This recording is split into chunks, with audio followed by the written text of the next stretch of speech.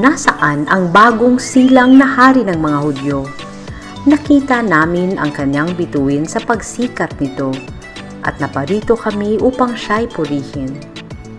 Nakita ng mga mago ang bata kasama si Maria na kanyang ina. Sila ay lumuhod sa sanggol at ginawaran ito ng pagpupugay. Pagkatapos ay binuksan nila ang kanilang mga regalo at naghandog sa kanya ng mga ginto, kamangyan at mira. Lumaki si Jesus bilang isang masunuring anak ni Jose at Maria. Sa murang edad, ipinakita ni Jesus ang kanyang pamumuno at pagsunod sa Ama na nagsugo sa kanya. Isa sa mga di makalimutang pangyayari sa kabataan ng mga tao ay ang pakikipag-usap niya sa punong pari sa templo.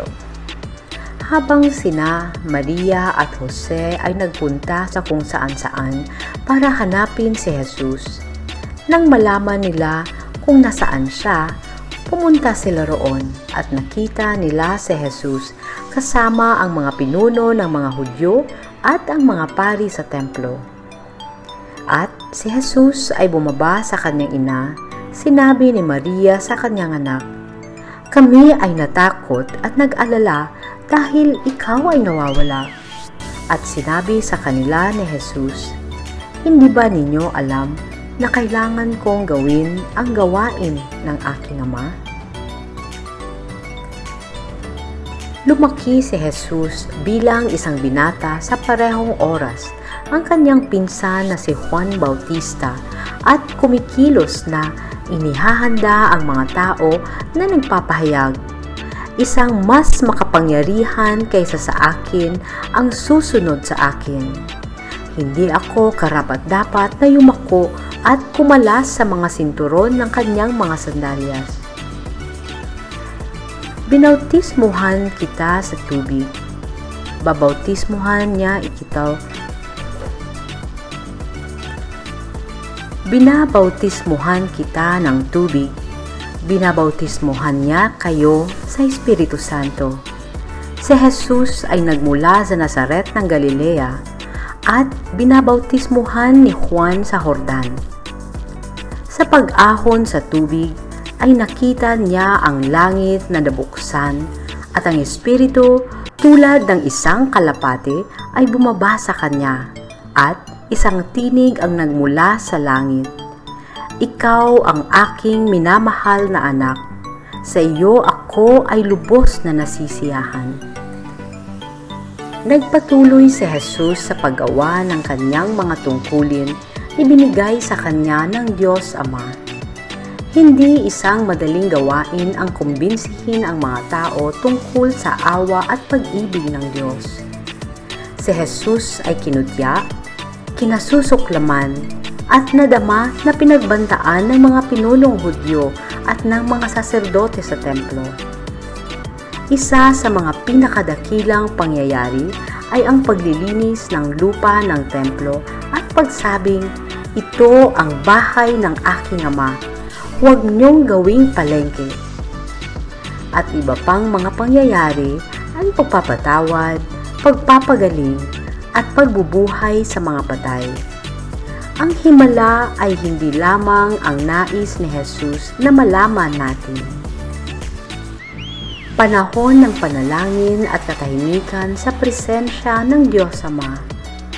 Ang lahat ng mga pangyayaring ito habang binabasa natin ang lumang tipan at ang ebanghelyo at minsan kahit isang pelikula sa lumang tipan o ebanghelyo, anuman ang nangyari noon ay nangyari na rin ngayon. Maraming beses o palaging tinatanggihan natin ang pag-ibig at awa ng Diyos sa pamamagitan ng ating mga ginagawa at sa ating pang-araw-araw na pamumuhay. Minsan, napakahirap maging mabait sa isa't isa.